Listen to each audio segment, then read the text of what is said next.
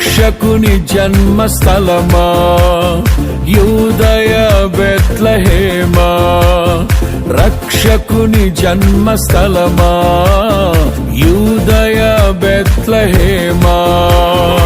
ఆరాధనలకు ఆరంభమా, హృదయార్పణలకు నివాసమా, ఆరాధనలకు ఆరంభమా, హృదయార్పణలకు నివాసమా. ఎందుకో ఇంత భాగ్యము దాచి ఉంచే ప్రభు నీ కోసము, ఎందుకో ఇంత భాగ్యము దాచి ఉంచే ప్రభు నీ కోసము. స్తుతియు మహిమ ప్రభావము ఎల్లవేళల ప్రభుకి